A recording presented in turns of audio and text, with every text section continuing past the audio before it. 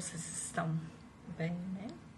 Vocês sabiam que estamos no mês do aniversário do nosso Centro Espírita, a Sociedade Espírita Irmã Rosália? Nossa casa nasceu oficialmente em 4 de setembro de 1999, ou seja, completou 21 anos na última sexta-feira. E neste mês, em comemoração ao aniversário da CEIR, vamos falar de temas relacionados à casa de Irmã Rosália e de família, pois essa é muito importante em nossas vidas. E para começar, vamos saber um pouquinho sobre essa senhora da figura aí do lado. Alguém sabe quem é? É quem dá o nome ao nosso centro espírita. Quem sabe? Isso mesmo, Irmã Rosália. E quem sabe quem foi Irmã Rosália? Ou por que o nosso centro leva o nome dela? Vamos descobrir com Tia Gabi? Irmã Rosália nasceu lá na França há bastante tempo. Era o ano de 1786. Como já tem muito tempo, Irmã Rosália já deixou o corpo físico, que se deu quando ela tinha 69 anos. Mas ela não nasceu Irmã Rosália. Os pais dela a chamaram de Jeanne-Marie Rondeau. E só mais tarde ela adotou o nome de Irmã Rosália. Quando ela tinha apenas 3 anos, foi iniciada a Revolução Francesa, um período de grandes transformações lá na França. E por causa da Revolução, muitos padres foram expulsos das suas igrejas e alguns esconderam-se na casa da família de Jean-Marie. Uma noite, Jean-Marie descobriu um dos hóspedes da sua casa, que era um padre, celebrando uma missa, e ela ficou muito fascinada. Ela cresceu nesse ambiente extremamente cristão, mas não significava que ela era piedosa enquanto criança. Muito pelo contrário, ela era entusiasmada, impulsiva, cabeçuda e até travessa. E foi na sua primeira Eucaristia, que é uma cerimônia lá da Igreja Católica, que ela prometeu a Deus que amaria por toda a vida na pessoa dos humildes e dos pobres. Enquanto crescia, em seu coração crescia um profundo amor pelos mais necessitados, e que a levaria mais tarde para a família de São Vicente de Paulo, dedicando sua vida ao conforto da vida dos pobres, os seus pobres, como ela dizia. Mas quem era São Vicente de Paulo? Era um sacerdote católico do século XVI. Viveu mais ou menos uns 200 anos antes de Jeanne-Marie. Ele ensinou como tirar dos ricos para dar aos pobres, usando apenas a força do coração. E junto com Santa Luísa de Marillac, criou as Filhas de Caridade, que foi onde Jeanne-Marie tornou-se Irmã Rosália e parte da família de São Vicente de Paulo, sempre seguindo os ensinos dele. Voltando à história de Jeanne-Marie, a mãe dela teve grande importância na formação de sua fé. A mãe tinha ficado viúva muito nova e tornara-se modelo para outras viúvas e mães do local onde habitavam, pois praticava religião, ajudava os padres nas práticas religiosas e ajudava os necessitados. Esse ambiente foi grande contribuinte para a consolidação da fé de Irmã Rosália e também para a formação de seu amor e respeito aos pobres.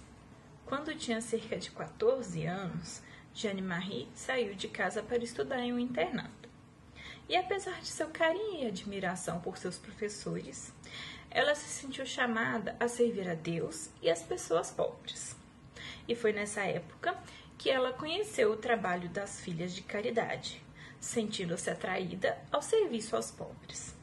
E então, um sacerdote ajudou a descobrir a vontade de Deus em sua vida.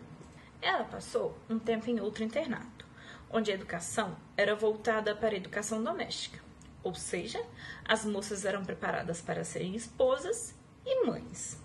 Nesta mesma época, ela descobriu o Hospital das Filhas de Caridade e desejou juntar-se a elas. Sua mãe, apesar da pouca idade de Jeanne-Marie, permitiu que ela partisse para Paris, ingressando nas Filhas de Caridades, entregando sua vida a Deus e adotando o nome Rosália, passando então a ser chamada Irmã Rosália.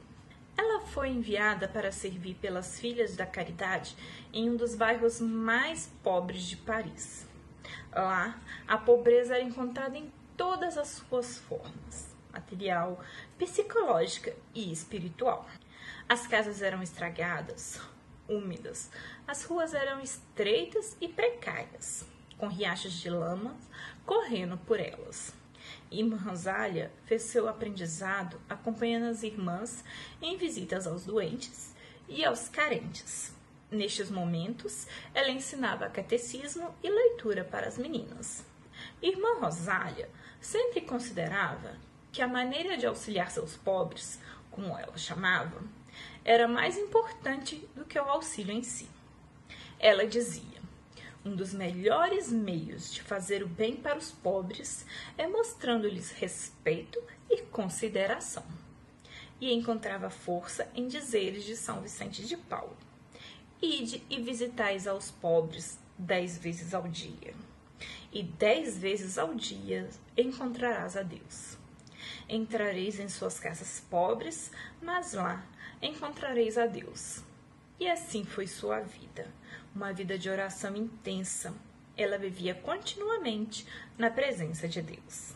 Para assistir a todos que sofriam, Irmã Rosália abriu uma clínica gratuita, uma farmácia, uma escola, uma creche, um centro de saúde para as mães, um clube para jovens trabalhadoras e uma casa de repouso para idosos sem recursos. Organizava cursos de costura e de bordado para as meninas e mães carentes.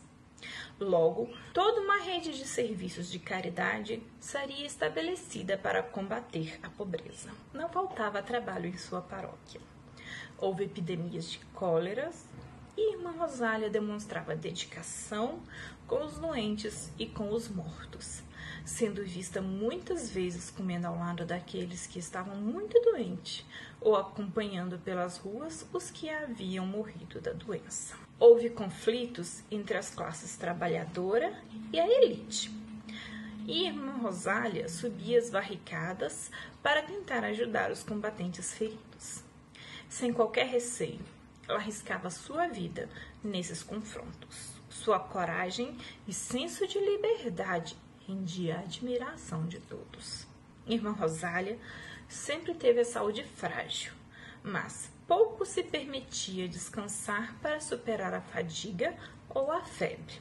Com a idade, a saúde foi enfraquecendo cada vez mais, e a quantidade de trabalho a ser reduzido foi reduzindo sua resistência e ânimo.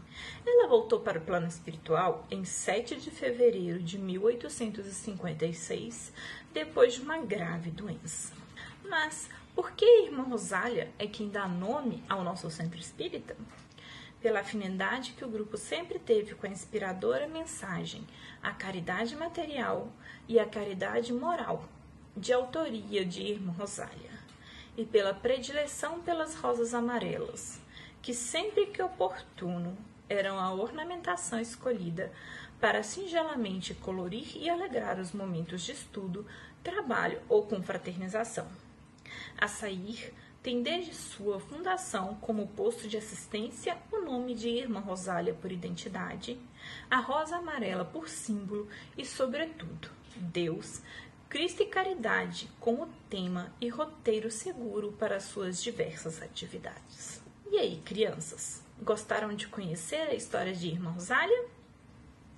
Quem, assim como nossa mentora, ajuda quem necessita. Neste momento que estamos vivendo, não devemos sair de casa, a não ser que seja muito necessário, certo? Então, como ajudar? Podemos ajudar em casa, ajudar a mamãe, ajudar o papai ou ajudar quem cuida da gente. Ajudar a manter a casa limpinha ou cuidar do irmão mais novo. Quem aí ajuda em casa? Muito bem! Bom, chegamos ao fim de mais uma aulinha. Eu tô aqui com muita saudade de todos vocês, contando o tempo para voltarmos a nos encontrar lá na CI. Mas até lá, fiquem com Deus. Um beijinho em cada um. e até um próximo vídeo.